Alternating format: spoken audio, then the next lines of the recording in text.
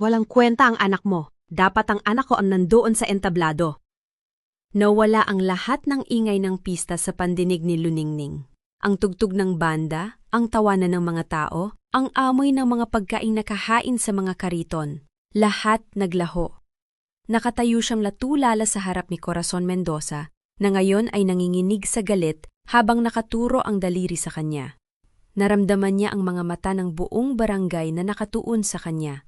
Ang ilan ay napahinto sa pagkain. Ang iba ay tahimik na lumalayo na parang ayaw madamay. Paano nangyari na napili ang anak mo, ha? Patuli ni Corazon, lumalakas ang boses habang papalapit. Ang kanyang mamahaling damit ay kumikinang sa ilaw ng mga nakasabit na parol, isang matinding kaibahan sa simpleng bestida ni Luningning. Kami ang nag-ambag para sa pista na ito. Kami ang nagpapakain sa mga taong ito. Tapos ang anak mong basure, ram siyang ilalagay sa harap? Naramdaman ni Luningning ang pag-init ng kanyang pisngi. Hindi dahil sa iya, kundi dahil sa sakit na tumatagos sa kanyang dibdib nang banggitin ang anak niya. Corazon, pakiusap, mahina niyang sambit. Sinusubukang manatiling kalmado. Hindi ko kasalanan kung ano ang napagpasyahan ng komite. Si Liwayway ay nag-ensyayo ng husto. Nag-ensyayo? Anong alam ng anak mong yan sa pagtatanghal? Putol ni Corazon, ang boses ay puno ng pang-iinsulto. Ang anak kong si Bianca ang dapat na nandoon. Siya ang may talento. Siya ang magdadala ng karangalan sa barangay na ito, hindi ang basurang anak mo. Isang katahimikan ang bumalot sa paligid.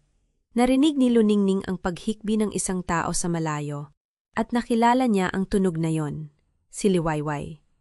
Lumingon siya at nakita ang kanyang anak na nakatayo malapit sa gilid ng entablado. Hawak ang kamay ng isa sa mga guro, ang maliit na mukha ay namumutla at ang mga mata ay puno ng luha. Huwag mong gawin ito sa harap ng anak ko, sabi ni Luningning. Ang kanyang boses ay nanginginig ngunit matatag. Ito ang tanging bagay na kaya ning ipagtanggol, ang kanyang anak. Maaari nating pag-usapan ito ng pribado. Nuwit hindi siya pinakinggan ni Corazon. Sa halip, mas lumakas ang kanyang pananalita. Ang mga salita ay parang mga palaso na sunod-sulod na bumabagsak. Pribado? Bakit ako makikipag-usap ng pribado sa isang tulad mo?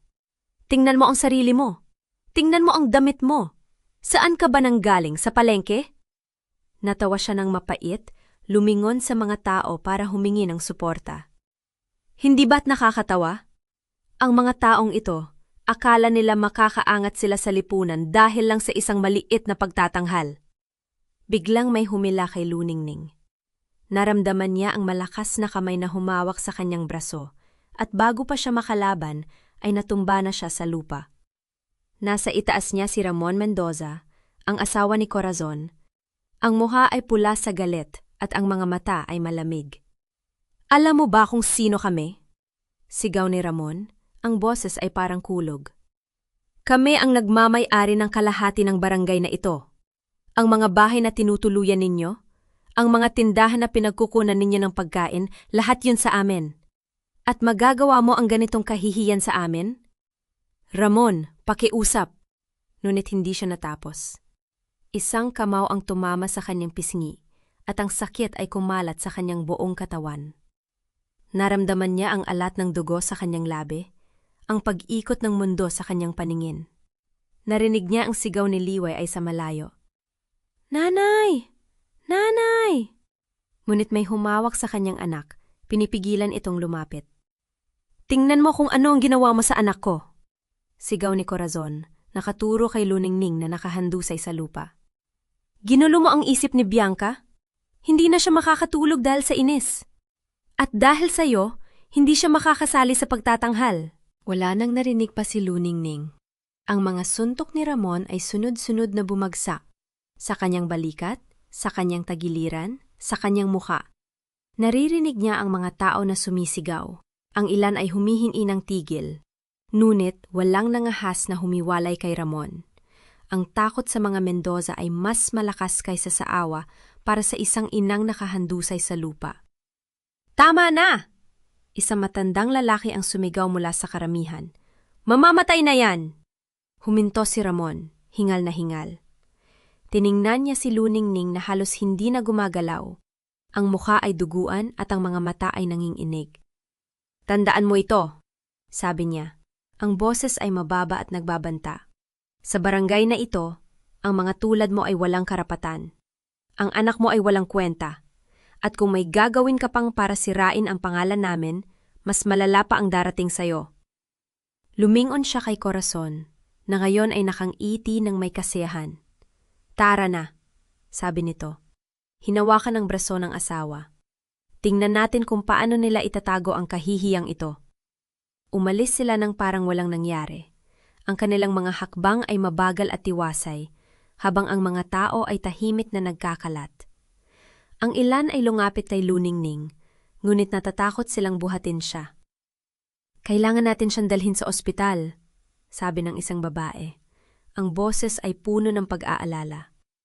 Pero paano? Hindi natin kayang bayaran ng mga bayarin doon. Naramdaman ni Luningning ang maliliit na kamay na humawak sa kanyang muka. Nanay! Nanay! Gising ka! Hitbi ni Liwayway. Ang mga luha ay bumabagsak sa kanyang pismi. Patawarin mo ako, nanay. Kasalanan ko ito. Kung hindi lang ako napili. Huwag. Huwag mong sabihin yan. Bulong ni Luningning. Ang boses ay halos hindi marinig. Hindi mo kasalanan, anak. Hindi mo kasalanan. Ang mga salitang yon, ang huling narinig niya bago tuluyang lumabo ang kanyang paningin. Nagising siya sa puting kisame ng ospital.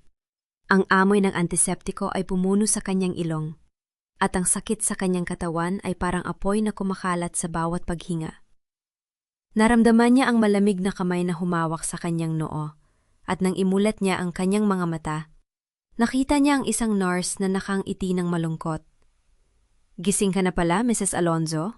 Sabi ng nurse, ang boses ay malambot. Huwag kang masyadong kikilos. Marami kang pasa at may bali sa iyong tadyang. Si Liwayway.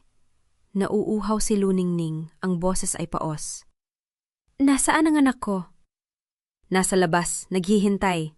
Huwag kang mag-alala. Inalagaan namin siya. Kumain siya ng kuunta at natutulog na siya ngayon sa upuan sa waiting area. Napapikit si Luningning. Ang mga luha ay tumutulo mula sa kanyang mga mata. Hindi dahil sa sakit, kundi dahil sa kahihiyan. Sa harap ng kanyang anak, hinamak siya. Sa harap ng kanyang anak, binugbog siya. At wala siyang nagawa. Mrs. Alonzo, sabi ng nurse, nag-aalangan, may nagbayad ng iyong mga bayarin sa ospital. Lahat, ang kwarto, ang mga gamot, ang lahat. Nagmulat si Luningning. Naguguluhan. Sino? Sino ang nagbayad? Hindi ko alam ang pangalan. Isang lalaki ang pumunta kanina, matanda na, nakasuot ng mamahaling damit. Sinabi niya lang na may nakakaalam sa iyong kalagayan at handa siyang tumulong. Hindi siya nag-iwan ng pangalan. Naramdaman ni Luningning ang pagbilis ng tibok ng kanyang puso. May nakakaalam. May nakakaalam kung sino siya o kung sino ang kanyang ama. Ngunit paano? Paano nalaman ng sinuman ang kanyang lihim? Ang kanyang nakaraan? Ang kanyang pamilya? Ang pangalan na iniwan niya? Lahat yon ay itinago niya ng husto. Nurse, mahina niya sabi, ang boses ay nanginginig. Ano pa ang sinabi ng lalaki? Tumingin ang nurse sa kanya. Ang mga mata ay puno ng pagtataka. Sinabi niya na hindi pa tapos ang laban at nadimakang magpahinga. Dahil malapit nang magbago ang lahat. Ang mga salitang yon ay parang kulog sa kanyang isipan. Hindi pa tapos ang laban. May darating pa. May darating pa at hindi niya alam kung ito ba ay magliligtas sa kanya o lalo pang magpapaluba ng kanyang sitwasyon. Ngunit isang bagay ang tiyak. Ang katahimikan ay malapit ng masira. At sa likod ng katahimikang yon, isang kapangyarihan ang nagising. Isang kapangyarihan na hindi pa nakikita ng mga Mendoza. At kapag ito ay nagising, wala nang makakatigil pa. Ang madaling araw sa ospital ay tahimik. Ngunit ang katahimikan ay hindi nagdala ng kapayapaan kay Luningning. Nakadilat ang kanyang mga mata, nakatitig sa kisame, habang ang bawat galaw ng kanyang katawan ay sinasagot ng kirot. Ngunit mas masakit ang alaala, ang mga mata ni Corazon na puno ng paghamak, Ang mga kamao ni Ramon na walang awang humampas. At ang mga taong nakatay, yung parang estatwa, walang nangahas na umawat. Nilingon niya ang pinto nang marinig ang mabagal na yabag sa koridor. Unti-unting bumukas ito, at ang silweta ng isang matandang lalaki ang pumasok. Nakasuot siya ng simpleng puting barong, bahagyang gusot, at may bitbit na paper bag.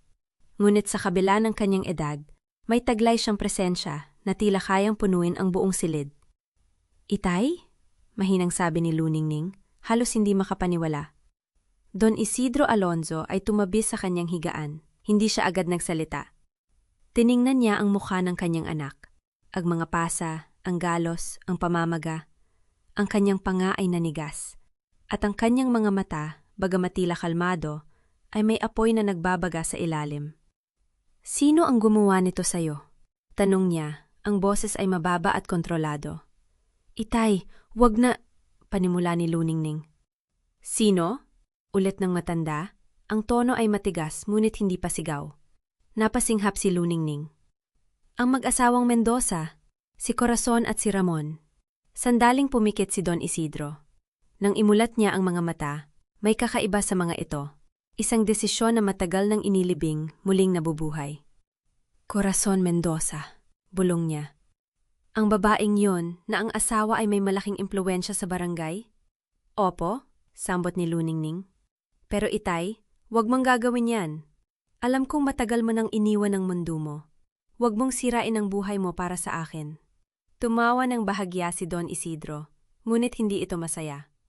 "Luningning anak," sabi niya, inilapag ang paper bag sa tabi. "Nilisan ko ang mundong yon para bigyan ka ng magandang buhay. Para hindi mo maranasan ang kadiliman na aking nakasanayan.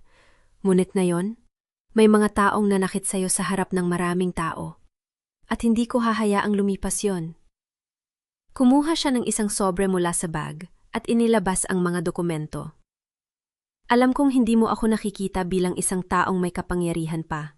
Ngunit ang mga koneksyon na aking itinayo, ang mga utang na loob, ang mga pangako, ay hindi nawawala. Ang mga ito ay natutulog lamang." "Itay, hindi mo kailangang..."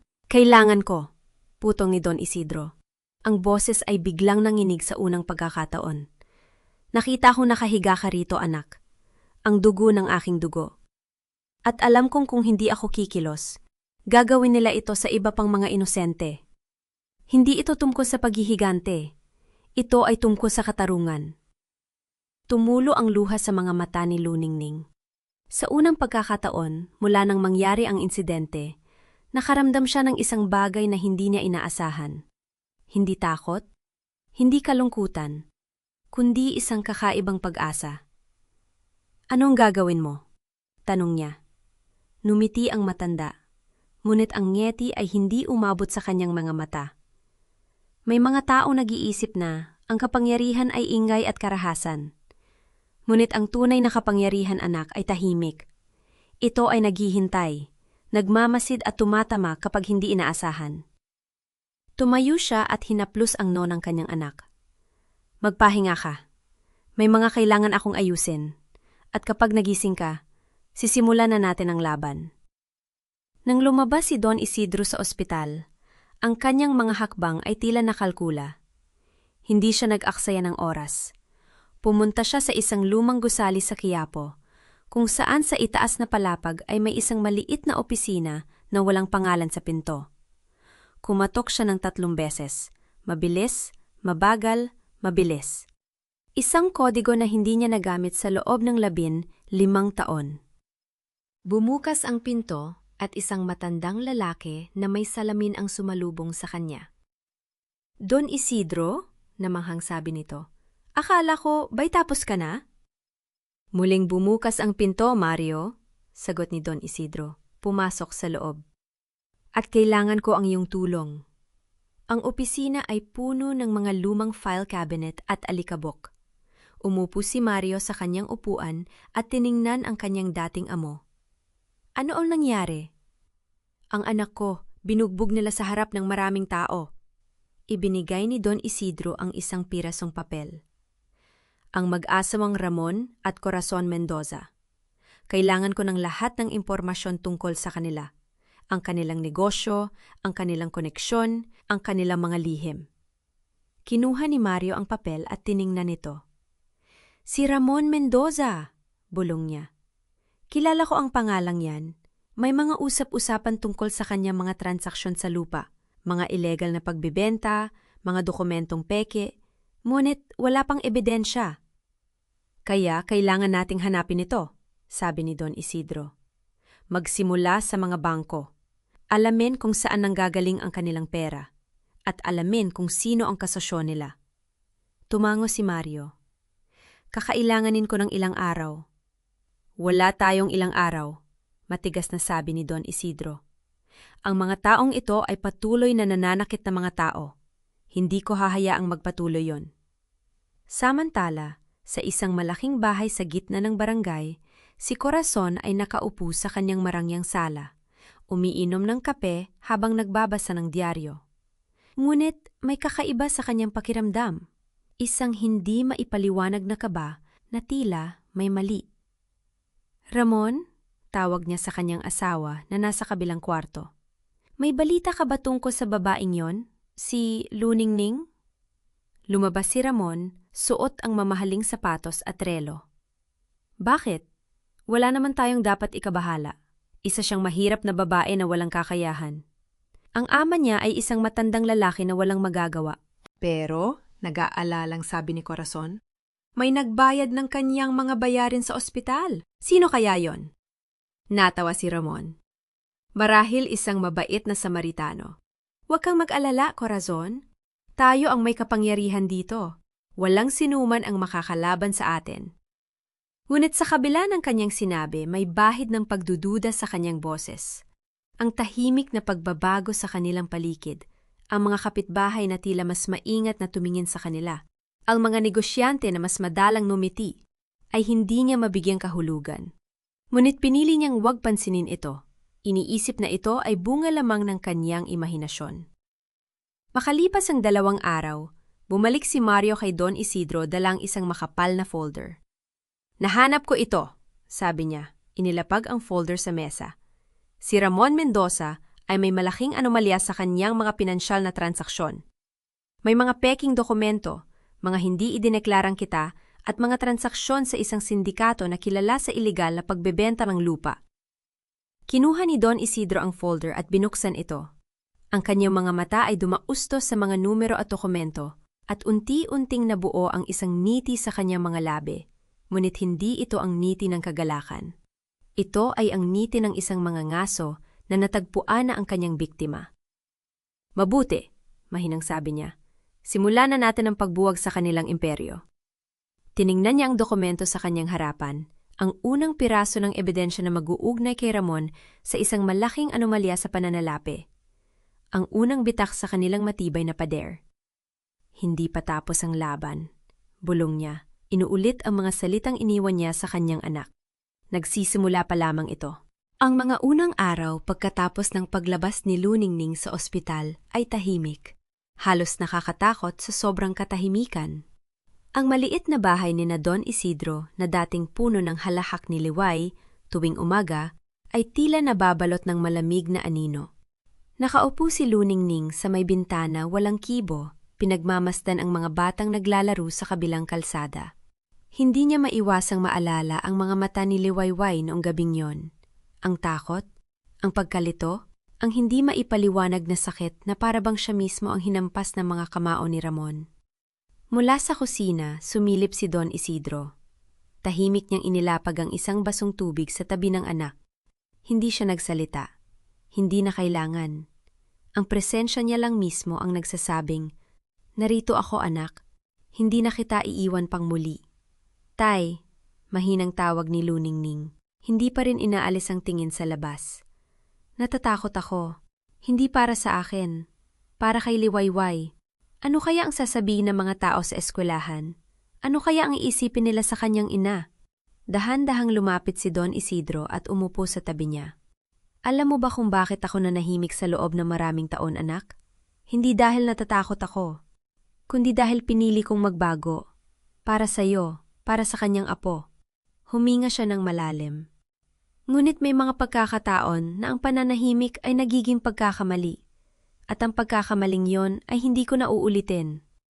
Sa mga sandaling yon, naramdaman ni Luningning ang bigat ng mga salita ng ama. Hindi ito pangako ng isang politiko o ng isang negosyante. Ito ay pangako ng isang ama na may kakayahang gumawa ng mga bagay na hindi kayang gawin ng ordinaryong tao. At sa unang pagkakataon mula nang mangyari ang insidente, may kumalabit sa kanyang dibdib. Isang maliit, mahinang pag-asa. 2 araw pa lamang ang nakalipas mula nang matanggap ni Don Isidro ang unang dokumento. Ngunit para kay Mario, ang matandang kaibigan at dating kasamahan sa mga anino ng Maynila, sapat na ang 2 araw upang buksan ang mga pinto na dapat ay mananatiling nakasara. Sa isang maliit na coffee shop sa May Quiapo, nakaupo si Mario kasamang isang lalaking payat, mukhang laging nangangamba. Ang lalaki, si Edgar, ay dating accountant ng isa sa mga front company ni Ramon. 3 taon siyang nagtago ng mga lihim sa likod ng mga spreadsheet at peking resibo. 3 taon niyang pinanood ang mga perang ninakaw mula sa mga proyektong pampubliko. Ang mga pondong dapat ay para sa mga tulay at paaralan, ngunit napunta sa mga bulsa ng mag-asawang Mendoza.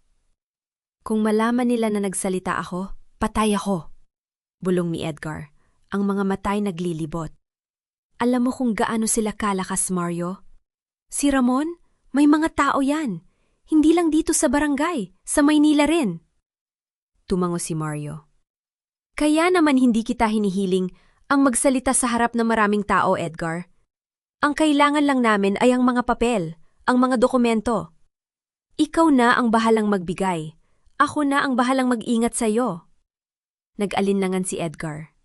Tiningnan niya ang sobreng nasa loob ng kanyang bag, ang kopya ng mga financial records, ang mga email na nag-uugnay kay Ramon sa mga anomalous na transaksyon, ang mga pangalan ng mga opisyal na nakatanggap ng suol.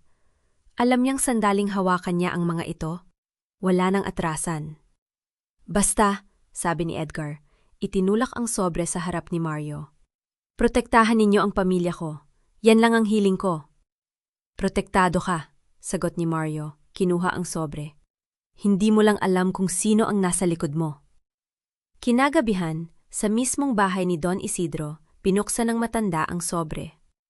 Sa loob nito ay hindi lamang mga numero at SART, ito ay isang mapa ng kasakiman. Ang mga pangalan ng mga kumpanyang pag-aari ni Ramon na tumatanggap ng mga kontrata mula sa gobyerno, ang mga pondong inilipat sa mga offshore account, ang mga proyektong hindi natapos ngunit binabayaran ng buo. At sa pinakaibaba ng dokumento, isang pangalan ang nakasulat sa pula. Ang pangalan ng isang opisyal na nasa mataas na posisyon sa Kapitolyo. Mario, tawag ni Don Isidro, hindi inaalis ang tingin sa mga papel. Kailangan kong ipasok ito sa tamang mga kamay. May kilala ka bang taga-usig na hindi nabibili? Umupo si Mario sa harap niya. May isa, si Fiscal Villanueva. Matigas ang ulo. Ilang beses nang tinangka ni Ramon na suhulan pero hindi kumagat. Ngunit, kailangan natin ng mas matibay na ebidensya. Ang mga papel na ito ay simula pa lamang. Hindi problema, mahinang sabi ni Don Isidro. Ang mga matay kumikinang sa liwanag ng lampara. Simula pa lamang. Ngunit kung paano natin ito gagamitin, yon ang magiging susi. Kinabukasan sa Barangay Hall, isang opisyal mula sa tanggapan ng fiskal ang dumating para kumuha ng mga record ng mga proyekto ng barangay. Ang balita ay kumalat na parang apoy sa tuyong damo, sa palengke, sa mga tindahan, sa mga tambayan ng mga tricycle driver, iisa lamang ang pinag-uusapan. Totoo ba na iniimbestigahan na ang mag-asawang Mendoza? Tanong ng isang tindera, ang mga matay ng lalaki. Sabi nila may naglabas daw ng mga ebidensya, sagot ng kanyang katabi. Matagal na raw nilang ginagawa yon. Ang mga pondong para sa bagong tulay sa kabilang barangay, hindi naman pala natuloy. Saan kaya napunta ang pera? Sa kabilang dulo ng barangay, sa loob ng malaking bahay na may mataas na bakod, hindi mapakali si Corazon. Nakatayo siya sa harap ng bintana ng kanilang silid, pinagmamasdan ang mga sasakyan dumadaan. May kakaiba sa hangin. Hindi niya maipaliwanag. Ngunit tila ba ang mga tao ay hindi na tumitingin sa kanilang bahay ng may paghanga? Sa halip, May bulong-bulungan na hindi niya marinig, ngunit nararamdaman niya sa kanyang balat. Ramon? Tawag niya, hindi lumingon. Bakit may opisyal na pumunta sa barangay hall kaninang umaga? Bakit hindi mo alam? Nakaupo si Ramon sa sopa. Ang mga daliri pumipiga sa isang basong may lamang whiskey. Paano ko malalaman? Wala naman akong kinalaman sa barangay hall. Huwag mo akong lokohin, Ramon.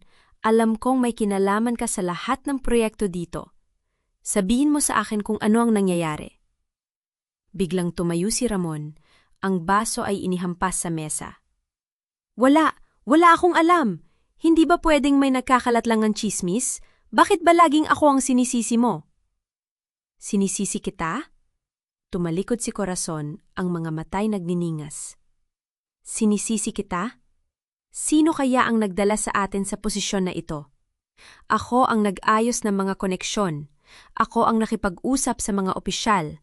Ako ang naglinis ng mga gulo mo at ngayon, kapag may problema, ako pa ang masama? Ikaw ang masama? Tumawa si Ramon ng pilit.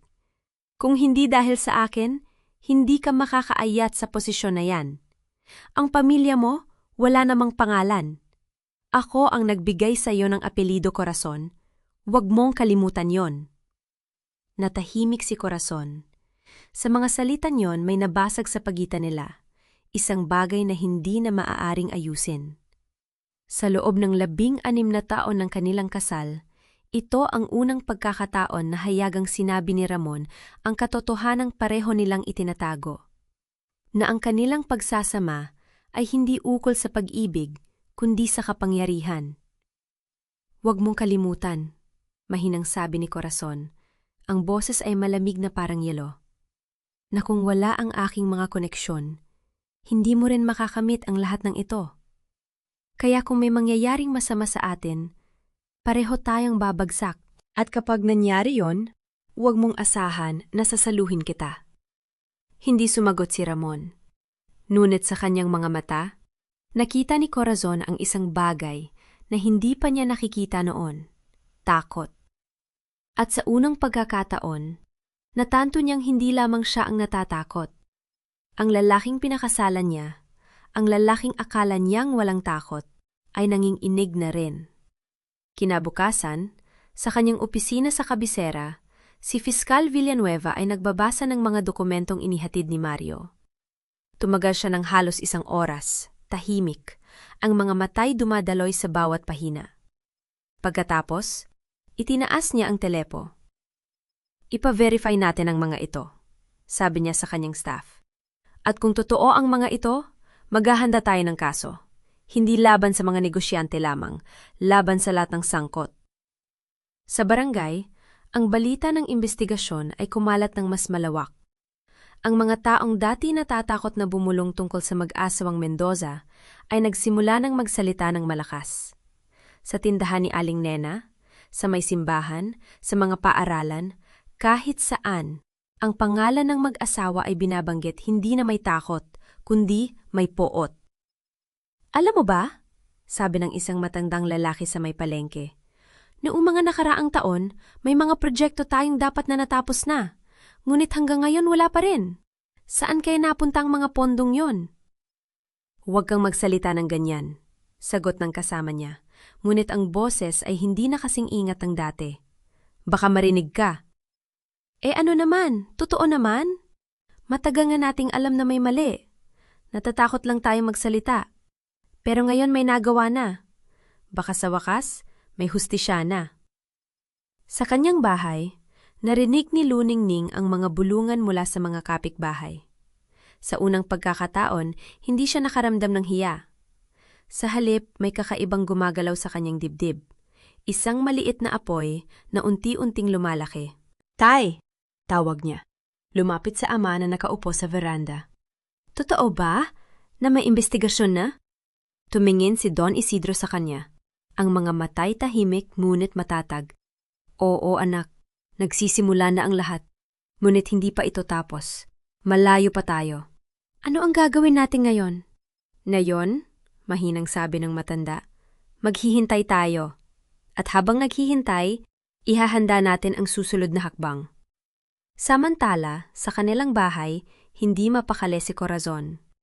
Ilang araw nang hindi natutulog ng maayos, tuwing gabi pinapanood niya ang mga sasakyang dumadaan sa harap ng kanilang gate, hinahanap ang anumang senyalas ng panganib. At tuwing umaga, sinasagot niya ang mga tawag mula sa mga dating kakilala na biglang hindi na sumasagot. "Bakit hindi mo sinasagot ang mga tawag ko?" Sigaw niya kay Ramon isang gabi. "Alam mo bang may mga tao na akong hindi na makontak? Ang mga opisyal na dati palaging sumasagot, biglang nawawala." "Siguro abala lang sila," sagot ni Ramon. Ang boses ay pilit na kalmado. "Abala? Abala? Ramon, hindi mo ba naiintindihan? May nangyayari. May kumikilos laban sa atin at hindi ko alam po sino." Biglang tumayo si Ramon. Ang mga kamo ay mahigpit na nakakuyom. "At ano ang gusto mong gawin ko? Umupo ka lang. Wala akong magagawa kung may nagsisiyasat sa atin." "Wala kang magagawa?" Tumawa si Corazon ng pilit. "Dati, kapag may problema, alam mo kung paano ito ayusin? Ngayon, wala ka nang magagawa? Bakit? Natatakot ka na ba?" "Huwag mo akong tawaging duwag, Corazon. Kung hindi ka duwag, patunayan mo. Hanapin mo kung sino ang nasa likod nito. Wasakin mo sila bago pa nila tayo wasakin." Natahimik si Ramon. Sa unang pagkakataon, hindi siya nakasagot. At sa katahimikang yon, nakita ni Corazon ang totoo. Ang lalaking pinakasalan niya ay hindi na ang lalaking nakilala niya. Ang takot ay hindi lamang sa mga mata nito. Nasa bawat paghinga, bawat paggalaw, bawat desisyon. Kinabukasan, lagpas siya si Corazon na kumilos. Pumunta siya sa bahay ng isa sa mga testigo na nakausap umano ng mga investigador, isang dating trabahador sa isa sa mga proyekto ni Ramon. Ngunit nang dumating siya, sarado ang bahay. Walang sumasagot sa mga katok niya. Sa kanyang pagkadismaya, nakita niya ang isang kapitbahay na mabilis na pumasok sa loob ng kanilang bahay. "Hoy!" tawag niya. "Saan pupunta ang mga tao dito? Bakit walang tao sa bahay na ito?" "Wala po akong alam." Mabilis na sagot ng kapitbahay, hindi tumitingin sa kanya. "Umalis po sila kahapon, hindi ko alam kung saan." "Umalis? Bakit?" "Hindi ko po alam, baka po nagbakasyon." Hindi naniwala si Corazon. Ngunit bago pa siya makapagtanong pa, may dumating na sasakyan sa kabilang dulo ng kalye, isang itim na SUV na may mga plakang hindi nakilala. Mabilis siyang tumalikod at pumasok sa kanyang sasakyan. Sa salamin, nakita niyang may isang lalaking nakasuot ng itim na nakatayo sa labas ng bahay ng testigo, tila naghihintay. "Mabilis," utos niya sa kanyang driver. "Umuwi na tayo." Nang gabing yon, sa bahay ni Don Isidro, tumunog ang telepo. Si Mario ang tumawag. "Don," sabi ni Mario, ang boses ay seryoso. "May nakita akong bagay sa mga dokumento. Hindi lang ito tungkol sa mga proyekto sa barangay. May mas malalim pa." "Ano ang ibig mo sabihin?" "Ang mga kumpanya ni Ramon, hindi lahat ng mga ito ay rehistrado sa pangalan niya. May mga front company na tila pag-aari ng ibang tao. Ngunit nang i-verify ko, ang mga pangalan sa mga papeles ay pawang mga tauhan ng isang sindikato. Isang malaking operasyon doon. Hindi ito simpleng pandaraya." Tumahimik si Don Isidro. Sa loob ng ilang segundo, pinag-isipan niya ang mga salita ni Mario. Pagkatapos, dahan-dahan siya nagsalita. "Mario, kailangan kong malaman kung gaano kalaki. Sino ang mga kasama nila? Saan napupunta ang pera? At higit sa lahat, sino ang nagpuprotect sa kanila? Yan ang kailangan nating alamin doon. Ngunit kung totoo ang aking hinala, ito ay mas malaki kaysa sa inaakala natin. Handa ka ba?" Tumingin si Don Isidro sa kanyang anak na natutulog sa susunod na silid. Tiningnan niya ang mga litrato sa pader, ang mga alaala ng isang buhay na pinili niyang iwan. Ngunit ngayon, hindi na siya maaaring tumalikod. "Handa ako," mahinang sabi niya. "Simulan natin ang paghuhukay." Sa kabilang dulo ng barangay, sa loob ng kanilang malaking bahay, hindi makatulog si Corazon. Nakaupo siya sa kama, ang mga matay nakatitig sa kisame. Sa tabi niya, humihilik si Ramon, ang lalaking hindi na niya nakikita bilang kakampi, kundi bilang isa pang pasanin. "Ano ang gagawin ko?" bulong niya sa sarili. "Ano ang gagawin ko?" Ngunit walang sumasagot. Ang mga dating kaibigan ay tahimik, ang mga dating kakampi ay nawawala, at sa unang pagkakataon sa kanyang buhay, naramdaman ni Corazon na siya ay nag-iisa, hindi bilang isang makapangyarihang babae, kundi bilang isang taong natatakot na mawala ang lahat. Sa labas ng bahay, sa ilalim ng dilim ng gabi, may isa sasakyan na nakapark sa tapat ng kanilang gate. Ang mga ilaw ay patay, ngunit sa loob, may isang lalaking nagmamasid, hindi upang bantayan, kundi upang hintayin ang susunod na hakbang ng mga taong hindi pa alam na sila ay hinuhuli na. Sa kanyang bahay, hindi rin makatulog si Luningning, ngunit hindi dahil sa takot. Sa unang pagkakataon, ang kanyang puso ay puno ng isang bagay na matagal na niyang hindi naramdaman, pag-asa. At habang pinagmamasdan niya ang liwanag ng buwan na pumapasok sa bintana, naalala niya ang mga salita ng kanyang ama. Nagsisimula pa lamang ito. Oo, nagsisimula pa lamang. Ngunit sa unang pagkakataon, hindi siya natatakot sa mga darating na araw. Sa halip, may kakaibang lakas na bumubuo sa kanyang dibdib. Ang lakas ng isang ina na naniniwalang sa wakas, may darating na hustisya. Umaga noon sa barangay, ngunit tila may kakaibang bigat sa hangin. Si Luningning ay naghahanda na ng almusal para kay Liwayway nang kumatok ang kanyang ama sa pinto. Hindi ito karaniwan. Si Don Isidro ay laging may kasamang mensahero o tawag, ngunit bihirang pumunta ng ganito kaaga. Tatay, may nangyari ba? Tanong ni Luningning habang inilalapag ang plato. Hindi kaagad sumagot si Don Isidro. Tiningnan muna niya ang apo na abala sa pagpipinta sa sulok ng sala, saka lamang bumulong. Nakuha ko na ang mga dokumento, anak. Ang mga totoong dokumento. Napatigil si Luningning. Alam niyang darating ang araw na ito, ngunit hindi niya inaasahang ganito kabilis. Ano ang laman? Ang negosyo ni Ramon ay hindi lamang pandaraya. Mahinahong sabi ng matanda, ngunit may bakal sa kanyang boses. May kinalaman siya sa money laundering, at may mga pangalan siyang dinala, mga taong nawala, mga negosyong sinunog, mga pamilyang sinira. May ebidensya akong nag-uugnay sa kanya sa hindi bababa sa 2 pagpatay. Nanlamig ang pakiramdam ni Luningning. Naisip niya ang gabing iyon sa pista, ang mga kamao, ang sakit, ang kahihiyan. Hindi niya akalain na ang lalaking iyon, ang asawa ng babaeng pumagalit sa kanya dahil lamang sa isang papel ng pagtatanghal, ay may ganito kalalim na kasalanan. Ano ang gagawin natin? Tanong niya, at sa kanyang boses ay may bahid ng takot na hindi niya maikubli. Ihahatid ko na sa Fiskal Villanueva ngayong araw, sagot ni Don Isidro. Ngunit hindi lamang yan, anak. Kailangan kong malaman, handa ka na bang humarap sa kanila? Handa ka na bang maging testigo? Tumahimik si Luningning. Tiningnan niya si Liwayway na nakangiti habang pinipintura ang isang dilaw na araw. Ang kanyang anak, ang dahilan ng lahat ng kanyang pagtitiis. At sa sandaling iyon, alam niya ang sagot. Oo, tatay, handa na ako. Samantala, sa malaking bahay ni Corazon at Ramon, ang kapayapaan ay tila isang malayong alaala. Si Corazon ay naglalakad-lakad sa sala, ang mga matay puno ng pagkabalisa, habang si Ramon ay nakaupo sa sofa na may hawak na telpono, ang mga kamay ay nanginginig. Anong sabi mo? Hindi pwede? Sigaw ni Ramon sa telpono. Alam mo kung gaano kalaki ang naipasok kong pera sa inyong kampanya? Na yon, bigla na lang kayong tatalikod? Napatigil si Corazon at napatitig sa asawa. Sino yan? Si Congressman Beltran, sagot ni Ramon, ang boses ay puno ng pot. Ayaw na raw niyang makialam. Sabi niya, may naglipat na ng atensyon sa kanya. May mga dokumentong dumating sa fiskal na hindi raw niya kayang labanan. Dokumento? Anong dokumento? Nanginginig na tanong ni Corazon. Tumayo si Ramon at hinarap ang asawa. Ang lahat, Corazon, ang lahat ng ginawa natin. Ang mga negosyong niloko natin, ang mga taong inutusan nating manakot, ang mga perang nilabahan natin sa mga bangko, lahat. May nagtraidor sa atin. Sino? Sino ang nagtraidor?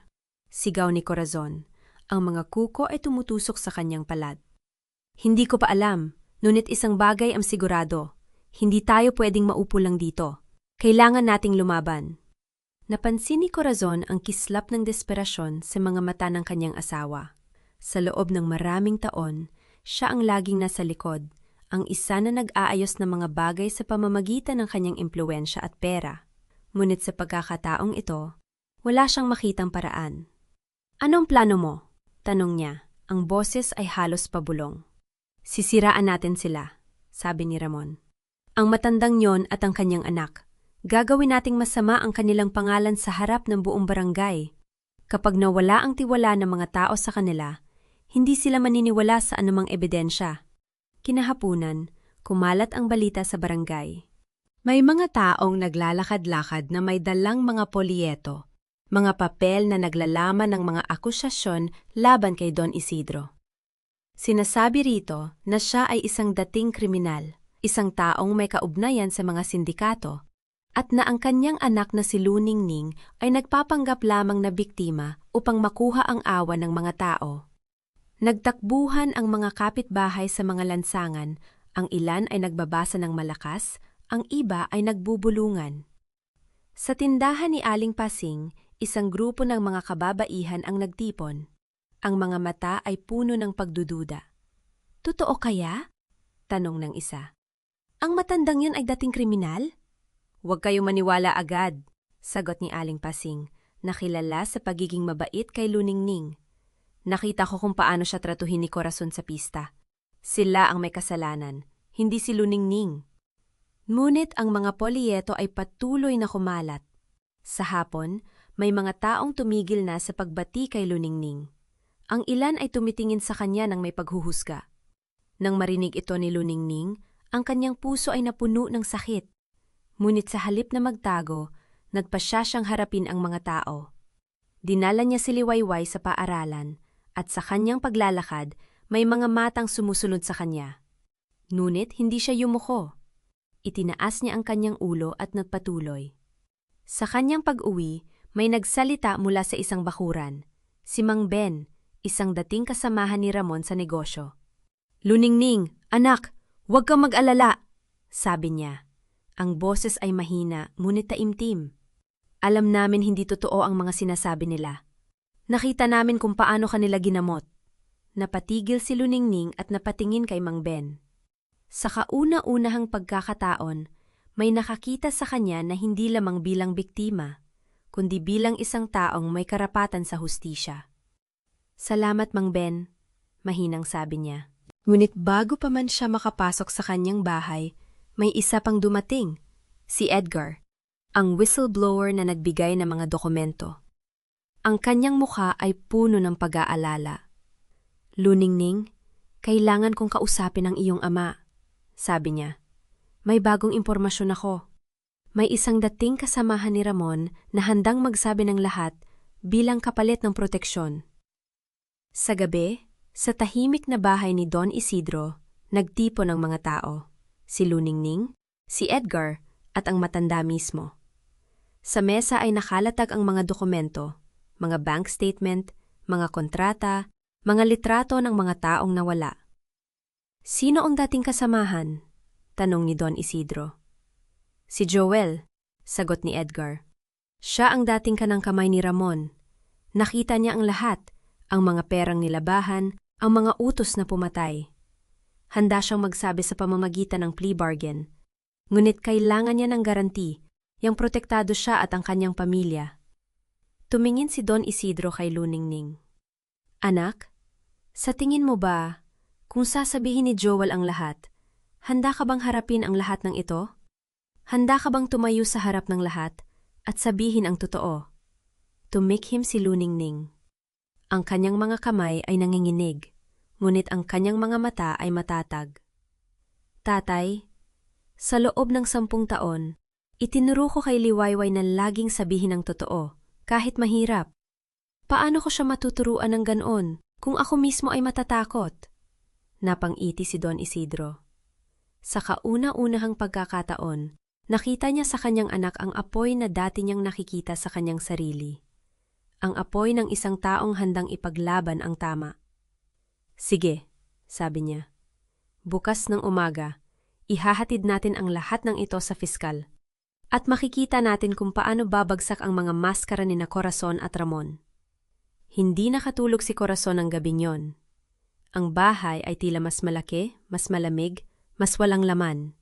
Si Ramon ay nasa kabilang silid, abala sa pagtawag sa mga taong dati nilang tinutulungan, ngunit walang sumasagot. Sa 3:00 ng madaling araw, may kumatok sa pinto. Si Corazon ay napabalik, at tumakbo sa bintana. Ang mga ilaw ng mga sasakyan ay bumubulag sa kanyang mga mata. "Ramon!" sigaw niya. "Ramon, may mga tao sa labas!" Tumakbo si Ramon sa sala. Ang kanyang muka ay maputla. Nang buksan niya ang pinto, nakita niya ang mga pulis, kasama si Fiskal Villanueva at isang grupo ng mga tauhan ng NBI. "Ramon Mendoza," sabi ng isang opisyal. Ang boses ay pormal at malamig. "Ikaw ay inaaresto sa mga kasong money laundering, pandaraya at pagpatay, batay sa mga ebidensyang isinumite sa aming tanggapan." Nanlamig si Corazon. Ang kanyang mga tuhod ay nanghina at halos hindi siya makahinga. Tiningnan niya si Ramon na ang mga kamay ay inilalagay na sa mga posas. Ang kanyang mga mata ay puno ng takot at galit. "Corazon, huwag kang mag-alala," sabi ni Ramon habang dinadala siya palayo. "Aayusin ko ito. Babalik ako." Ngunit sa boses niya, hindi naniwala si Corazon. Sa kauna-unahang pagkakataon, nakita niya ang katotohanan.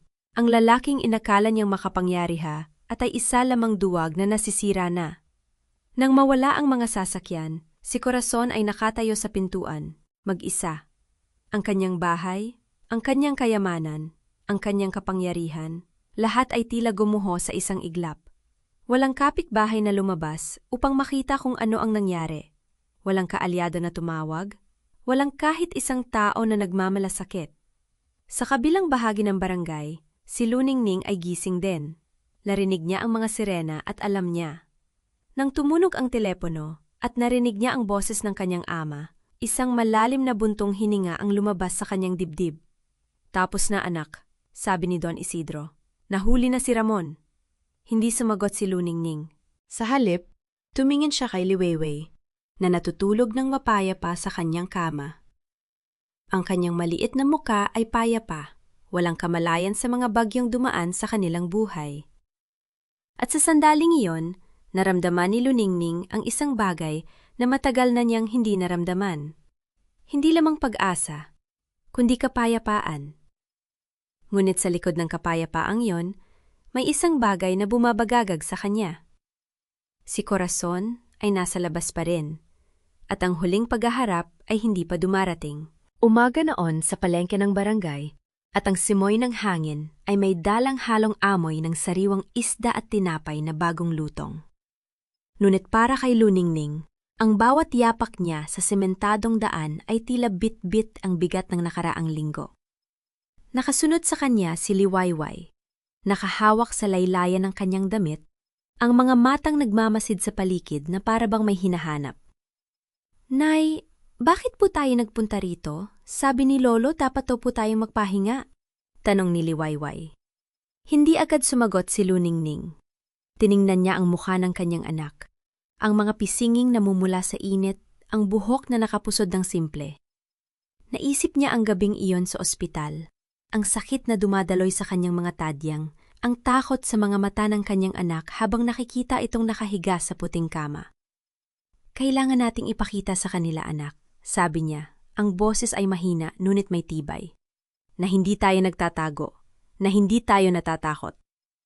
At dun mismo sa harap ng tindahan ni Aling Nena, narinig nila ang boses na kilalang kilala nila.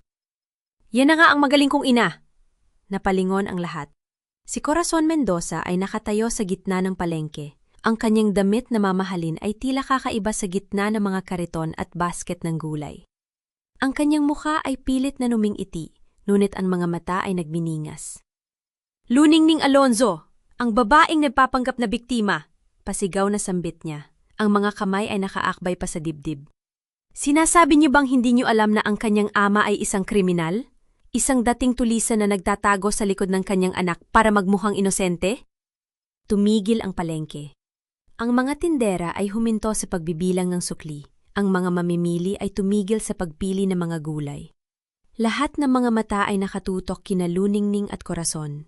Naramdaman ni Luningning ang mahigpit na hawak ni Liwayway sa kanyang kamay. Ang bawat hibla ng kanyang pagkatao ay nagsasabing tumakbo, lumayo, protektahan ang anak sa kahihiyang ito. Ngunit may bagong bagay sa kanyang dibdib na yon. Hindi ang takot na dati niyang nadarama, kundi isang apoy na tahimik na nagliliyab. Alam kong galit ka, Corazon? Mahinahon na sabi ni Luningning, ang boses ay marinig sa gitna ng katahimikan. Alam kong nawala sa iyo ang lahat, ngunit hindi mo maaaring sirain ang aking pagkatao para lang iligtas ang iyong sarili. Paano mo nagagawa? Tumawa si Corazon, ngunit ang tawa ay tuyo at walang saysay. Ikaw, ang anak na isang kriminal, nangangahas kang tumayo sa harap ko? Ako ang nagbigay ng trabaho sa mga tao rito. Ako ang nagpaara sa mga bata ng barangay na ito. At ngayon, dahil sa iyo, nawala ang lahat ng iyon. May isang matandang babae na lumapit, si Aling Rosa, ang may-ari ng karindera sa kanto. Corazon, anak, wag mo nang palalain pa. Nasa harap ng lahat tayo. Manahimik ka! Sigaw ni Corazon, ang mukha ay namumula. Lahat kayo mga traidor. Pagkatapos ng lahat ng ginawa ko para sa inyo, ito ang isusukli ninyo? Ngunit sa halip na matakot, naramdaman ni Luningning ang isang kakaibang kalmado. Tumingin siya kay Liwayway na nakatingin sa kanya na may halong takot at paghanga. At sa sandaling yon, alam niya kung ano ang kailangan niyang gawin. Corazon, sabi niya, ang boses ay matatag. Hindi ako ang dahilan ng pagkawala ng lahat ng iyong ari-arian. Hindi ako ang nagtago ng pera sa mga peking account. Hindi ako ang pumatay ng tao para protektahan ang negosyo.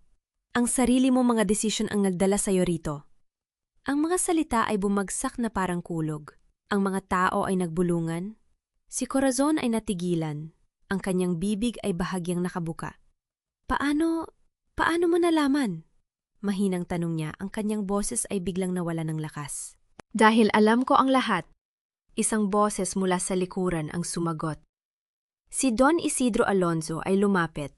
Suot ang simpleng puting barong na tila hindi akma sa dating kapangyarihang taglay niya.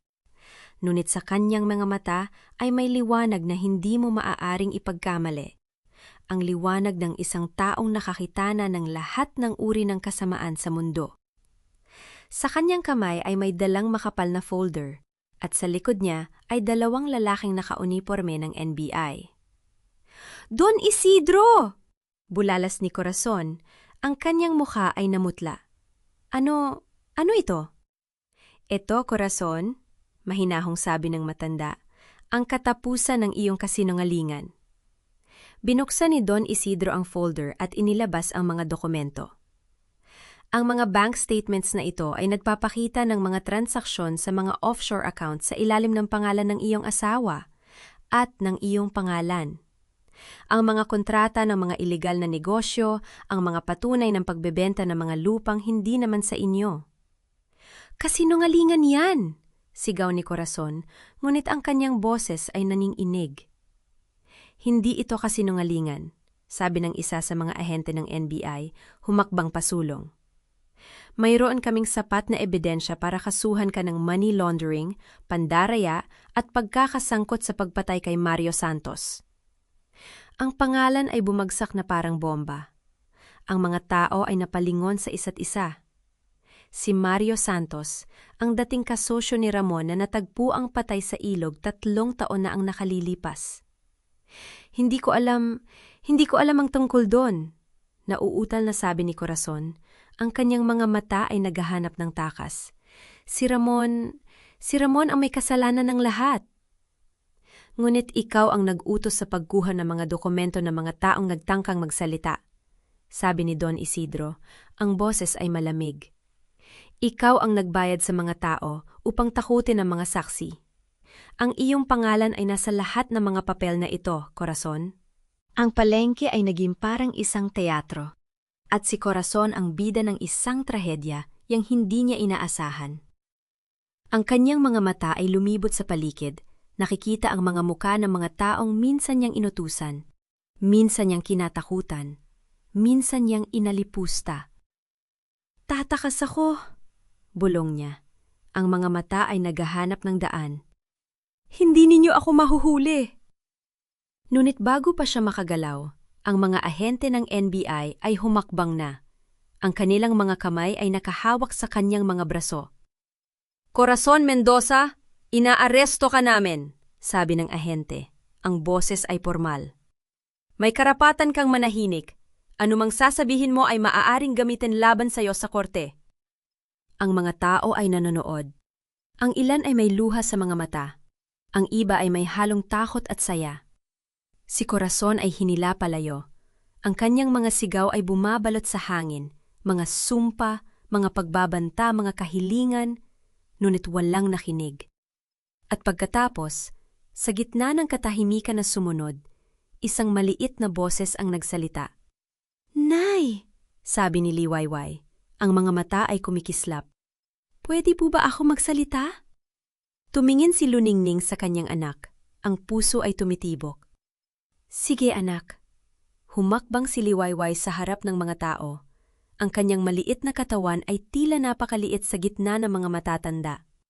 Ngunit ang kanyang boses, na magsimula itong magsalita, ay malinaw at matatag. "Alam ko pong marami sa inyo ang nakakita nung gabing yon," sabi niya. Ang mga mata ay diretso sa harapan. "Nung sinaktan po nila ang aking nanay. Nung pinatripan po nila siya dahil lamang sa ako po ang napili para sa pagtatanghal." Huminto siya. Ang mga kamay ay nanginginig, ngunit ang boses ay hindi. "Ngunit nais ko pong malaman ninyo na ang aking nanay ang pinakamatapang na tao na aking nakilala. Hindi po siya sumuko. Hindi po siya nagalit. Kahit na masakit po ang lahat, nanatili po siyang mabuti. At iyon po ang dahilan kung bakit ako ay buong puso na ipinagmamalaki ang aking ina." Ang mga luha ay bumagsak sa mga pisingi ni Luning. Hindi niya napigilan. Naramdaman niya ang mga kamay ng mga tao na humawak sa kanyang mga balikat.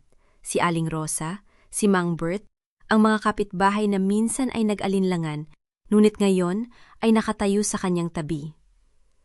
"Mabuhay si Aling Luning!" Sigaw ng isang tao mula sa likuran. "Mabuhay!" Ang sigaw ay lumaganap na parang alon na bumabalot sa buong palengke. Ang mga tao ay nagpalakpakan. Ang ilan ay umiiyak, ang iba ay numingiti. Ang takot at tensyon na bumabalot sa barangay sa mga nakaraang linggo ay tila natunaw sa sandaling iyon na palitan ng isang bagay na mas mainit, mas maliwanag. Nayakap ni Luning si Liwayway. Ang mga luha ay patuloy na bumabagsak. "Salamat anak," bulong niya. "Salamat sa pagiging matapang." "Hindi po ako matapang, Nay," sagot ni Liwayway. Ang mga mata ay basa rin. "Ginaya ko lang po ang ginagawa ninyo." Tumingin si Don Isidro sa kanyang anak at apo. Ang mga mata ay may luha ring nagniningning. Lumapit siya at nayakap ang dalawa. Ang kanyang mga braso ay nakapalibot sa kanila na parang proteksyon. "Tapos na anak," sabi niya. Ang boses ay paos. Tapos na ang bangungot. Ngunit habang ang mga tao ay nagdiriwang, habang ang mga ahente ng NBI ay dinadala si Corazon sa sasakyan, naramdaman ni Luning ang isang bagay na hindi niya maipaliwanag. Ang kaginawahan ay totoo, oo. Ang tagumpay ay totoo. Ngunit may mga sugat pa rin sa kanyang puso na hindi pa gumagaling. Mga pangitay ng gabing iyon, ang sakit ng kahihiyan, ang takot sa mga mata ng kanyang anak. Nang gabing iyon, sa tahimik ng kanilang maliit na bahay, umupo si Luning sa tabi ng kama ni Liwayway. Ang kanyang anak ay natutulog ng mapayapa. Ang mga labi ay bahagyang nakangiti, ang mga kamay ay nakakapit sa kanyang unan. Hinaplos ni Luningning ang noo ng kanyang anak. Ang mga alaala ng lahat ng pinagdaanan ay dumadaloy sa kanyang isipan. Ang pambubugbog, ang ospital, ang mga pulyetong nagpapahiya sa kanila, ang pag-aresto, ang lahat ng ito ay parang isang mahabang panaginip na sa wakas ay nagising na. Tapos na, bulong niya sa sarili. Tapos na. Ngunit habang nakatingin siya sa kanyang anak, naramdaman niya ang isang bagay na mas malalim kaysa sa tagumpay. Isang tahimik na pagkilala na ang paghilom ay hindi dumarating sa isang iglap. Ang mga sugat ay nangangailangan ng panahon. Ang tiwala ay kailangang itayong muli. Ang kapayapaan, ang tunay na kapayapaan, at hindi lamang ang kawalan ng sigawan at karahasan, kundi ang kalmadong pagtanggap na ang lahat ng nangyari ay bahagi na ng kanyang kwento. Tumingin siya sa bintana, sa mga bituin na nagsisimula ng lumitaw sa madilim na langit. At sa sandaling yon, alam niya na ang bangungot ay nagwakas na.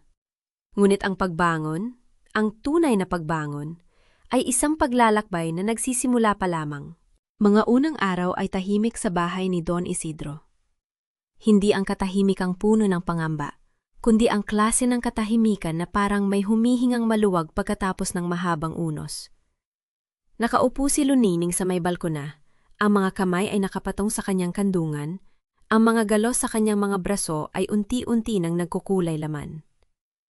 May mga pasa pa ring nananatili, dilaw na para mga lumang alaala na ayaw pang tuluyang mawala.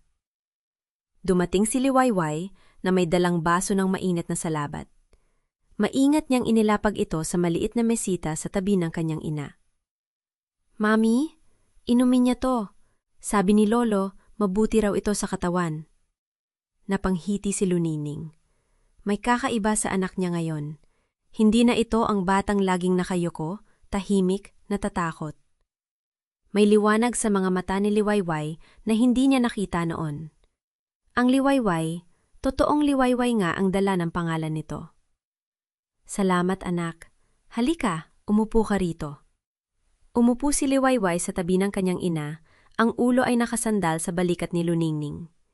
Ilang sandali silang nanahimik, pinagmamasdan ang mga ibong lumilipad sa malayo. "Mami, totoo bang makukulong sina Tita Corazon?" Tanong ni Liwayway. Ang boses ay mahina, ngunit hindi nanginginig. Tiningnan ni Lunining ang kanyang anak. Alam niyang darating ang mga tanong na ito. Hindi na pwedeng itago sa bata ang katotohanan, ngunit kailangan niyang piliin ang mga salitang hindi magpapalaki ng galit sa puso nito. "Oo, anak. At saka si Tito Ramon. Marami silang ginawang hindi tama. Hindi lang sa atin, kundi sa ibang tao rin." "Kaya ba sila makukulong?" "Oo, kasi may batas tayo. At ang batas, kapag may ebidensya, kumikilos." Hinawakan ni Lunining ang kamay ng anak. "Ang importante, anak, ay hindi tayo gumanti ng masama. Hayaan natin ang batas at magsalita." Tumango si Liwayway, ngunit may bahid pa rin pag-aalala sa kanyang muka. "Mommy, natatakot pa rin po ako minsan. Tuwing naisip ko yung nangyari sa pista." Napahigpit ang yakap ni Luningning sa anak. "Ako rin, anak. Minsan natatakot pa rin ako. Pero alam mo ba kung anong ginagawa natin kapag natatakot tayo?" Hinawakan niya ang dibdib ng anak, kung saan tumitibok ang puso nito. Hinihinga natin ng malalim, tapos sasabihin natin sa sarili natin, ligtas na tayo. Nandito si Lolo. Nandito tayo sa isa't isa. At walang sinuman ang pwedeng mag-alis ng dignidad natin. Kahit po ba sila? Kahit sino pa man, anak, ang dignidad natin hindi yun nakukuha ng ibang tao. Kusa lang yun nawawala kung hahayaan natin. Pero tayo, hindi natin hahayaan. Narinig nila ang yabag ng mga paa sa hagdan. Bumaling si Luningning at nakita ang kanyang ama na bumababa, may dalang mga papel sa kamay. Ilang araw na rin simula nang maaresto sina Corazon at Ramon at halos araw-araw ay may mga dumarating na abogado, opisyal at mga taong humahanap kay Don Isidro. "Luningning, Liwayway, magandang balita," sabi ni Don Isidro.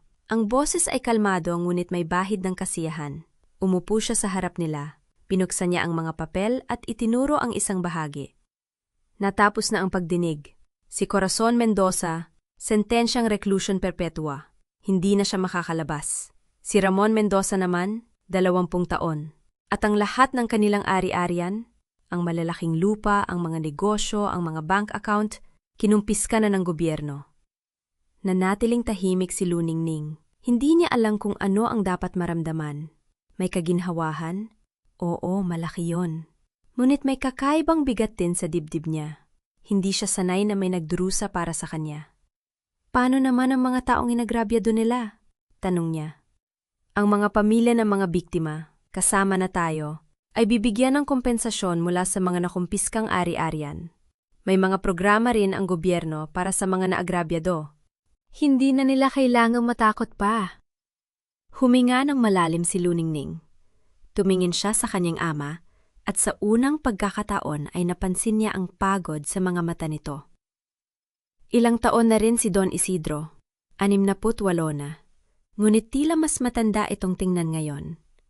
Marahil dahil sa mga gabing puyat, sa mga tawag na ginawa, sa mga pinto na pinuntahan upang matiyak na ang hustisya ay makakamit. Tay, sabi ni Luningning, ang boses ay puno ng emosyon. Salamat po sa lahat ng ginawa niyo para sa amin ni Liwayway. Umiling si Don Isidro. Hindi mo kailangang magpasalamat, anak. Ako ang dapat humingi ng tawad. Nagulat si Luningning. Bakit naman po? Kasi umalis ako sa inyo noon. Iniwan kita, iniwan ang nanay mo. Akala ko ang paglayo ko ay ang pinakamabuting paraan para protektahan kayo. Na kung hindi ko kayo makikita, hindi rin kayo madadamay sa mga kaaway ko. Napayuko si Don Isidro. Ang mga kamay ay nanginginig ng bahagya. Pero nung araw na yon, nung makita-kitang nakahiga sa ospital, nung makita kong may mga pasa ka sa mukha, napagtanto ko na ang paglayo ko ay hindi proteksyon. Kaduwagan yon. Tumulo ang luha sa mga mata ni Don Isidro. Sa unang pagkakataon, nakita ni Luningning ang kanyang ama na umiiyak. Ang lalaking dating kinatatakutan sa Maynila. Ang lalaking may kapangyarihang ibagsak ang mga imperyo, ay umiiyak sa harap niya. Tay, wag po! Lumapit si Luningning at hinawakan ang mga kamay ng ama. Hindi po kaya duwag. Kung hindi dahil sa inyo, hindi namin makakamit ang mustisya. Kung hindi dahil sa inyo, baka hanggang ngayon ay natatakot pa rin kami. Pero anak, dapat sana ay nandito ako. Dapat sana ay nakita-kitang lumaki. Dapat sana ay nakasama kita sa bawat pagsubok. Hindi ako naging ama sa'yo. Tay, mariina sabi ni Luningning. Hindi perpekto ang buhay. May mga pagkakamali tayo. Pero ang mahalaga, na yon, nandito kayo. Na yon, kasama natin kayo. At yon ang mahalaga sa akin. Tumingin si Don Isidro sa kanyang anak. Ang mga mata ay puno ng hindi masabing salita. Dahan-dahan siyang tumango. Pinupunasan ang mga luha gamit ang likod ng kanyang kamay. Liwayway, halika rito! Tawag ni Don Isidro sa apo. Lumapit si Liwayway at umupo sa kandungan ng lolo. Lolo, huwag kayong malungkot. Mahal ka namin ni Mami, kahit malayo ka man noon.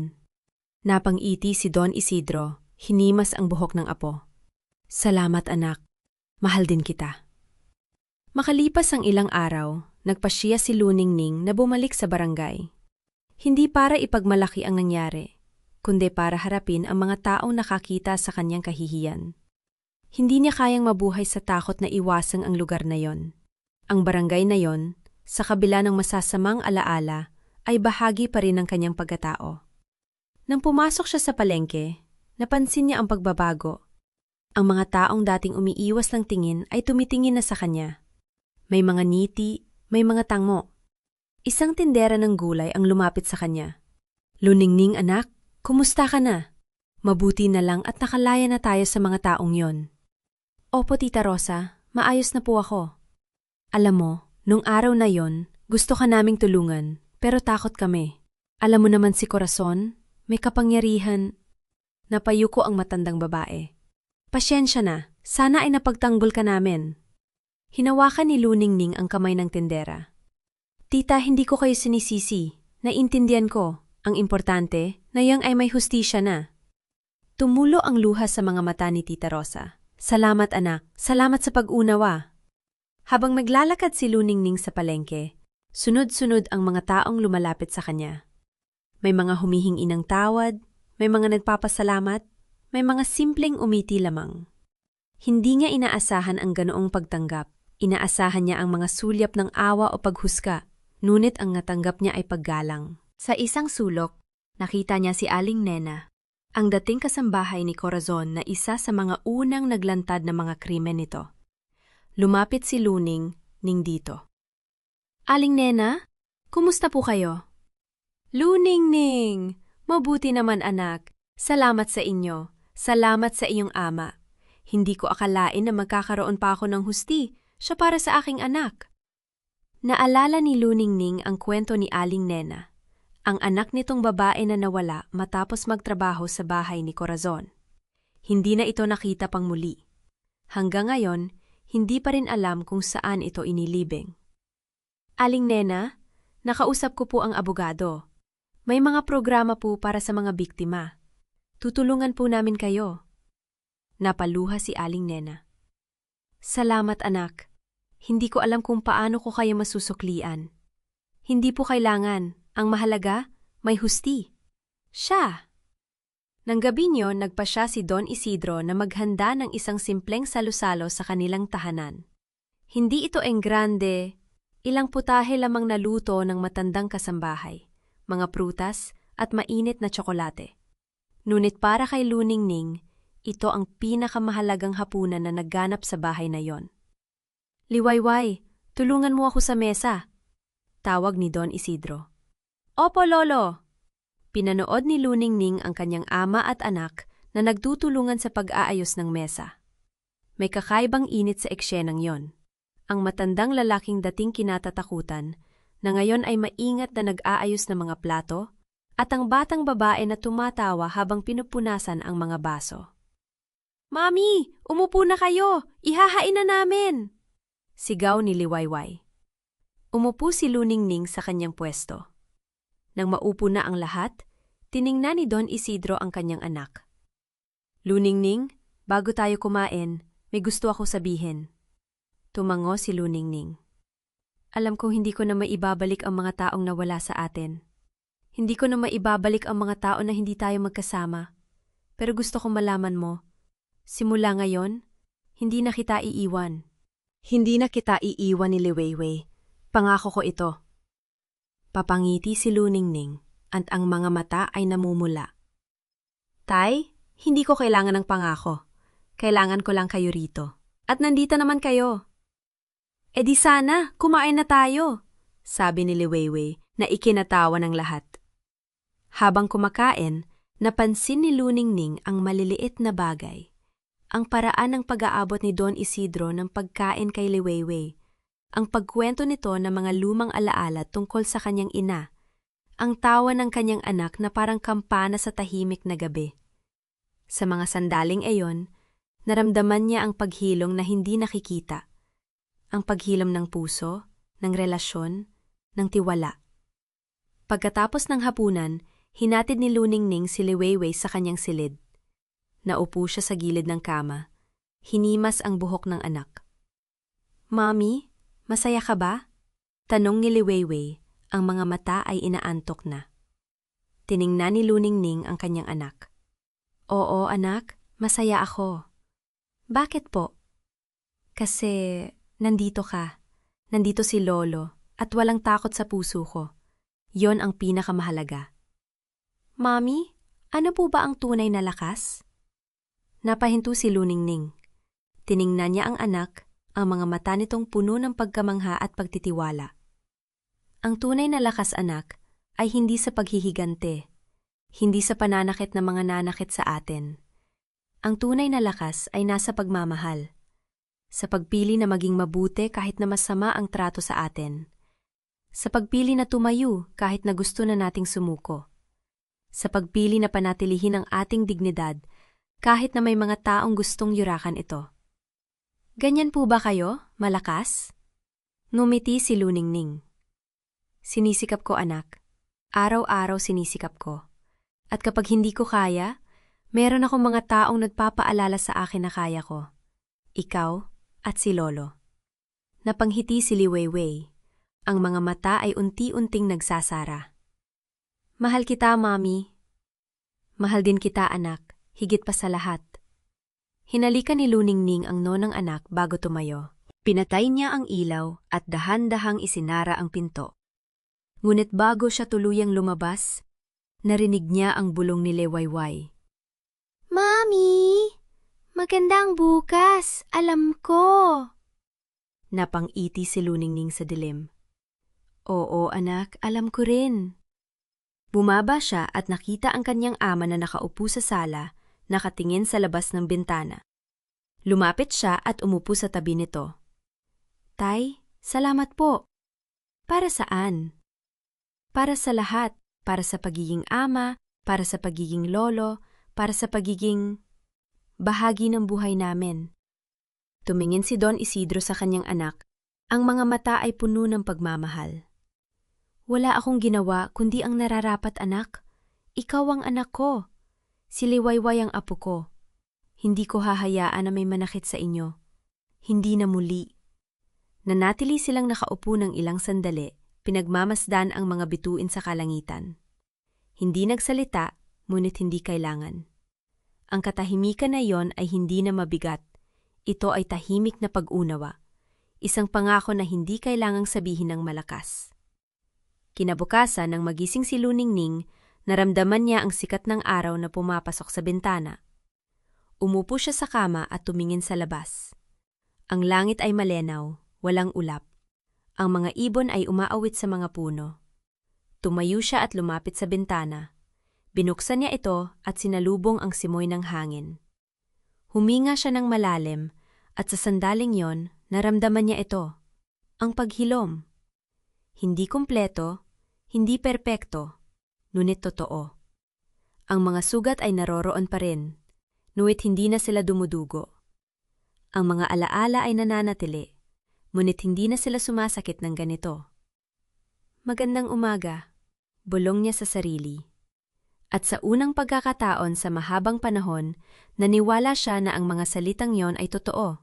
Ang umaga ay tila mas maliwanag kaysa karaniwan. Nang imulat ni Luningning ang kanyang mga mata, hindi niya naramdaman ang bigat na dati niyang kinikimkim. Sa halip, may kakaibang gaan, isang pakiramdam na matagal na niyang hindi nakikilala. Hindi na siya nagmamadaling bumangon. Tiningnan niya ang kisame, pagkatapos ay ang bintana kung saan sumasala ang sikat ng araw. Sa labas, naririnig niya ang mga boses ng mga kapitbahay, mga tawa ng mga bata, at ang karaniwang ingay ng isang barangay na puno ng buhay. Kumatok si Liwayway sa pinto bago pumasok. Nakangiti ito, may suot na bestida na hindi niya madalas isuot. Ma, handa ka na ba? Sabi ni Lolo may sorpresa raw tayo ngayon. Napangiti si Luningning at tumayo. Sorpresa? Ano naman kaya yon? Hindi sumagot si Liwayway, ngunit ang kislap sa mga mata nito ay sapat na upang mapuno ng kuryosidad si Luningning. Magkasama silang naglakad papunta sa labas, at doon niya nakita ang isang tanawing hindi na inaasahan. Ang plaza ng barangay ay puno ng mga tao. May mga nakasabit na banderitas, mga lobo, at isang maliit na entablado sa gitna. Nang makita siya ng mga tao, nagsimula silang pumalakpak. May mga ngiti, may mga luhang nakapila sa mga mata ng ilang matatanda. Si Kapitan Reyes mismo ang lumapit sa kanya at inilahad ang kamay. Luningning, nandito kami ngayon para parangalan ka at ang iyong anak. Ipinakita mo sa aming lahat kung ano ang tunay na kahulugan ng dignidad at katatagan. Naramdaman ni Luningning ang pag-init ng kanyang pisngi. Hindi siya sanay na maging sentro ng atensyon. Ngunit nang hawakan niya ang kamay ng kapitan at narinig ang palakpakan ng mga taong minsan ay tahimik lamang, may kung anong kumalabit sa kanyang dibdib. Hindi ito kasayahan sa pagkilala, kundi isang uri ng pagtanggap. Ang pakiramdam na sa wakas, nakauwi na siya. Umakyat siya sa entablado kasama si Liwayway. Nang tumayo siya sa harap ng mikropono, saglit siyang natigilan. Tumingin siya sa paligid, sa mga mukha ng kanyang mga kapitbahay, sa mga batang nakikiusyoso, sa kanyang ama na nakaupo sa harapan, ang mga mata nito ay puno ng pagmamalaki. Maraming salamat, simula niya. Ang boses ay bahagyang nanginginig. Hindi ko inaasahan ang lahat ng ito. Ngunit higit sa pasasalamat, nais kong sabihin sa inyo na hindi ako nagalit. Hindi ako nagalit kay Corazon, hindi ako nagalit kay Ramon, at hindi ako nagalit sa mga nangyari sa akin. Tumahimik ang mga tao. May ilang nagtitinginan, tila nagtataka, ngunit nagpatuloy si Luningning, at sa bawat salita, lumalakas ang kanyang boses. May mga pagkakataon na gusto kong sumigaw, na gusto kong magalit, na gusto kong maghigante. Ngunit natutunan ko na ang galit ay parang apoy. Kung hahayaan mong kainin ka nito, masusunog ka rin. Hindi ko pinipiling maging mabuti dahil mahina ako. Pinipili kong maging mapagpatawad dahil mas malakas ako kaysa sa galit na yon. Pumalakpak ang mga tao. May mga humihitbi. Ngunit ang pinakamahalaga kay Luningning, nang lumingon siya kay Liwayway, nakita niya ang kanyang anak na nakatingin sa kanya ng may paghanga. Sa sandaling yon, alam niyang hindi lamang siya ang naghilom. Ang kanyang anak ay natututong gumaling din. Pagkatapos ng pagtitipon, habang naglalakad sila pa uwi, hinawakan ni Liwayway ang kamay niya. Ma, totoo ba na hindi ka nagalit? Tumigil si Luningning at lumuhod upang maging kapantay ng kanyang anak. Liwayway, may mga taong gumagawa ng masama dahil sa takot at ingit. Hindi natin kailangang maging katulad nila. Ang pagpapatawad ay hindi nangangahulugang nakalimutan na natin. Ibig sabihin lang nito, holding na natin pinapayagan ng sakit na kontrolin ang ating buhay. Tumango si Liwayway, bagamat may bahid pa ring pagdududa sa kanyang mga mata. Ngunit hindi na itinulak pa ni Luningning ang usapan. Sa halip, hinawakan niya ang kamay ng anak at nagpatuloy sa paglalakad. Doon, sa dating lugar ng pista, tumigil siya. Ang mga alaala ng gabing yon ay bumalik. Ang mga sigaw, ang sakit, ang kahihiyan.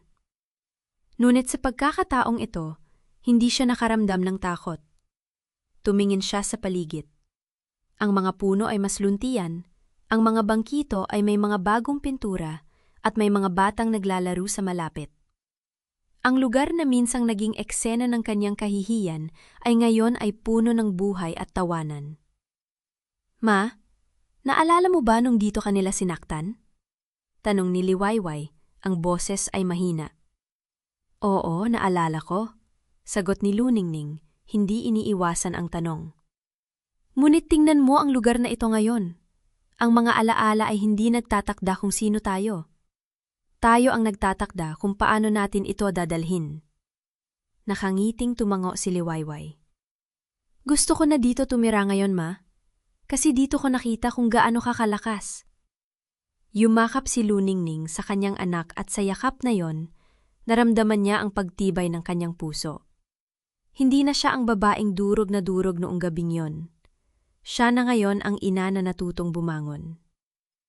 Nang gabing yon, sa kanilang tahanan, umupo si Don Isidro sa tabi ni Luningning sa veranda. Tahimik silang nagmamasid sa paglubog ng araw. Ang langit ay may kulay kahel at lila, pininturahan ng mga ulap na tila mga brushstroke ng isang pintor. Alam mo anak, simula ni Don Isidro, ang boses ay mahina ngunit malenaw. Nung bata ka pa, lagi kong sinasabi sa iyo na ang tunay na lakas ay nasa kung paano ka bumangon pagkatapos mong matumba. Ngunit hindi ko sinabi sa iyo na may lakas din sa pagpapatawad.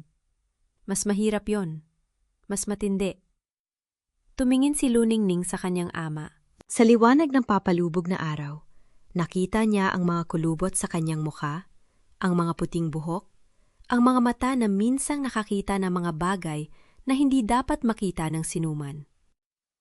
Pa, salamat. Kung hindi dahil sa'yo, hindi ko alam kung saan ako ngayon.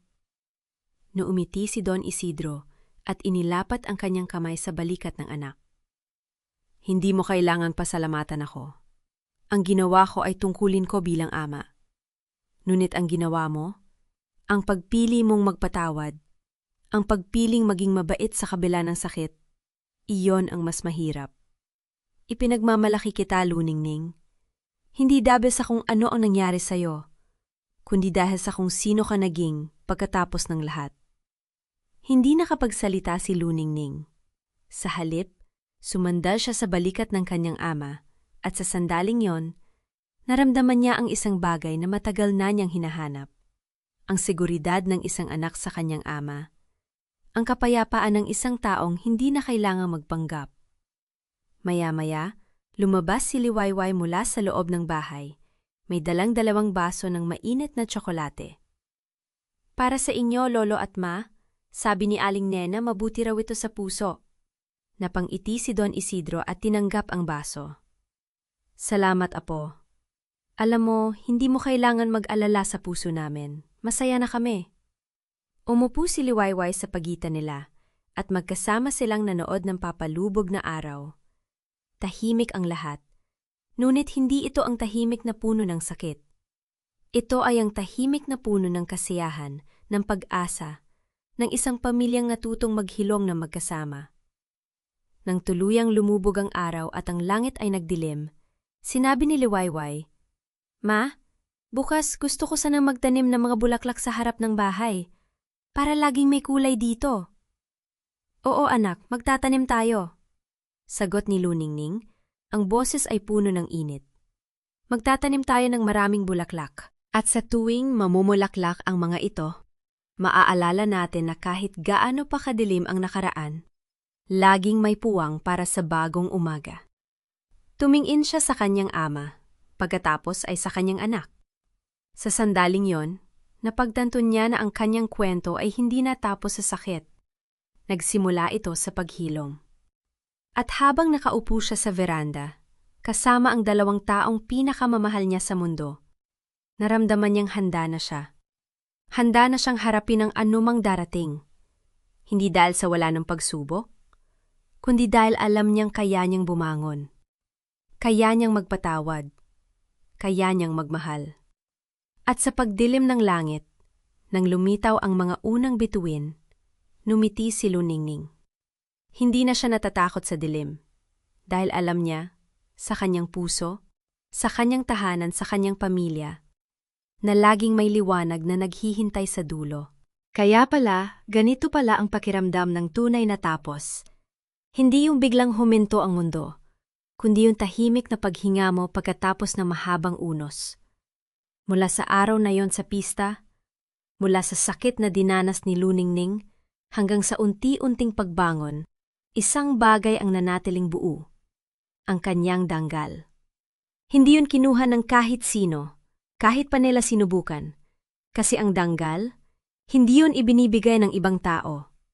Nasa puso mo yan, sa paraan ng pagtindig mo kahit na ang tuhod mo'y nanginginig na. At sa kwentong ito, natutunan nating lahat na hindi natin kailangang sumigaw para patunayan ang ating lakas. Minsan, ang katahimikan, ang tahimik na pagtitiis, ang matiyagang paghihintay sa tamang panahon, ang siyang pinakamalakas na sandata. Hindi naman sa nanghihina ka na. Minsan lang, ang pagpili mong manahimik ay para bang inilalagay mo ang iyong lakas sa tamang lugar, sa tamang oras. Gaya nga ng ginawa ni Don Isidro, hindi siya nagpadala sa galit. Pagkus ginamit niya ang kanyang isip at ang kanyang mga koneksyon para ilabas ang katotohanan. Hindi para sa paghihigante, kundi para sa katarungan. At si Luningning, ang ating ina na hindi sumuko, ipinakita niya sa atin na ang pagpapatawad ay hindi nangangahulugang nakalimot ka na. Ito'y pagpili na huwag nang pasanin pa ang bigat ng pot. Ito'y pagpiling mabuhay ng malaya, hindi para sa mga nanakit sa'yo, kundi para sa mga taong nagmamahal sa'yo. Para kay Liwayway, para kay Don Isidro, para sa sarili niya. Kasi sa huli, ang tunay na panalo ay hindi ang pagbagsak ng mga kaaway, kundi ang kapayapaang nahanap mo sa gitna ng lahat. Kaya sa mga nakikinig, sana ay may dala kayong aral mula sa kwentong ito. Na kahit anong gulo ang dumating sa inyong buhay, kahit gaano pa karaming beses kayong ibagsak, laging may pagbangon, laging may pag-asa. At higit sa lahat, huwag ninyong kakalimutan, huwag ninyong maliitin ang isang ina. Huwag ninyong maliitin ang sinuman, dahil sa likod ng tahimik na mukha, maaaring may nakatagong lakas na kayang magpagalaw ng mga bundok. Salamat sa pagsama sa atin sa paglalakbay na ito. Kung nagustuhan ninyo ang kwento, huwag kalimutang mag-iwan ng inyong mga saloobin sa comment section. Sino sa inyo ang may pinakamalapit na karanasan kay Luningning? I-share ninyo sa amin. At kung gusto ninyo pang makinig ng mga kwentong puno ng aral at damdamin, huwag kalimutang mag-subscribe at pindutin ang bell para lagi kayong updated sa mga susunod na kabanata. Sa ngayon, pansamantala muna tayong magpapaalam. Naway dalhin ninyo sa inyong mga tahanan ang init ng pagpapatawad at ang tapang ng isang ina. Hanggang sa muli, at tandaan, sa bawat paglubog ng araw, laging may bagong umaga na naghihintay. Paalam, at mag-ingat kayo lagi.